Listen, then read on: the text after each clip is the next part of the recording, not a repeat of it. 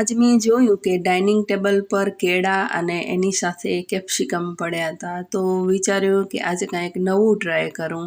સામાન્ય રીતે આપણે ફરાળમાં બટેકાનો વધારે પડતો ઉપયોગ કરતા હોઈએ છીએ, પણ મેં વિચાર્યું કે ફરાળી થેપલા જોડે ખાઈ શકાય તેવું ફરાળી શાક કેળાની છાલ અને કેપ્સિકમનો સંભારો બનાવીએ તો કેવું બને એ મેં ટ્રાય કર્યું.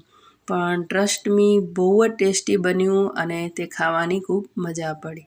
તો ચાલો શરૂ કરીએ. કેળાની છાલ અને કેપ્સિકમનો સંભારો. અત્યારે મેં આ ફરાળી બનાવ્યું છે, પણ ફરાળી ના બનાવવું હોય તો એમ જ પણ બનાવી શકાય. તે માટે સૌથી પહેલાં મેં 3 પાકા કેળા લીધા છે અને એક કેપ્સિકમ લીધું છે.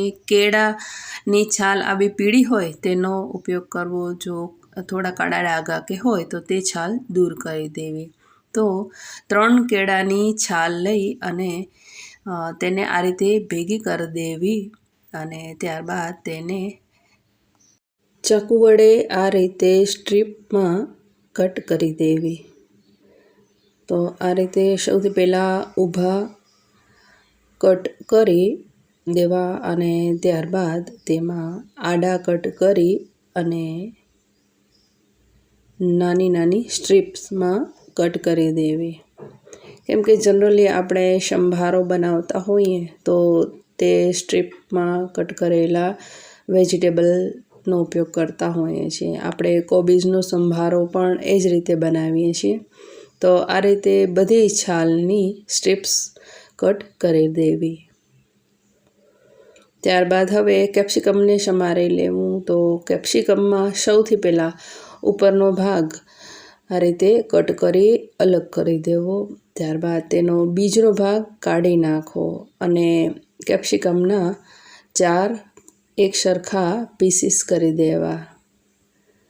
ત્યારબાદ કેપ્સિકમના અંદરનો સફેદ ભાગ છે તેને પણ દૂર કરી દેવું. હવે કેપ્સિકમના 2 ભાગ લઈ અને તેને પણ આ રીતે સ્ટ્રીપ્સમાં કટ કરી દેવું. તમે આમાં તમારી પસંદના કેપ્સિકમ લઈ શકો, યલો કે રેડ કેપ્સિકમ પણ તમે લઈ શકો, જેથી કરીને સંભારો કલરફુલ બનાવી શકાય છે. હવે મેં અહીં 2-3 લીલા મરચાં લીધા છે, તો તેને પણ કટ કરી દઈએ. તો સૌથી પહેલાં તેની ઉપરની ડાંઠીનો ભાગ કટ કરી અને તેને પણ સ્ટ્રીપ્સમાં કટ કરી દઈએ. આ મરચાં મીડિયમ તીખા છે, એટલે તમને જો મરચાં પસંદ ના હોય તો સ્કીપ કરી શકો છો. તો મરચાંની આ રીતે સ્ટ્રીપ્સ કટ કરી લઈએ. હવે ગેસ ઓન કરી એક કઢાઈ મૂકી દઈએ. ગેસની ફ્લેમ લો રાખવી. તેમાં 1 ચમચો ઓઇલ એડ કરીએ. તેમાં 3 થી 4 મરીના દાણા એડ કરી દઈએ. ઓઇલ થોડું ગરમ થાય એટલે તેમાં ½ ટીસ્પૂન જીરું એડ કરી દઈએ. ત્યારબાદ તેમાં સમારેલા કેપ્સિકમ અને કેળાની છાલને એડ કરી દઈએ. લીલા મરચાં સમારેલા એડ કરી દઈએ અને તેને મિક્સ કરી ધીમી આંચ પર 1 મિનિટ સાંતળી લઈએ. હવે તેમાં 1/2 ટીસ્પૂન હળદર પાવડર અને મીઠું સ્વાદ મુજબ એડ કરી ફરી તેને મિક્સ કરી અને 1 મિનિટ સાંતળી લઈએ. આ સંભારો બનતા બહુ વાર નથી લાગતી, ઝડપથી બની જાય છે અને કેપ્સિકમને કૂક થતાં બિલકુલ વાર નથી લાગતી. એ બહુ જલ્દી સોફ્ટ થઈ જાય છે. એટલે આ સંભારો જનરલી 4 થી 5 મિનિટની અંદર જ બની જાય છે.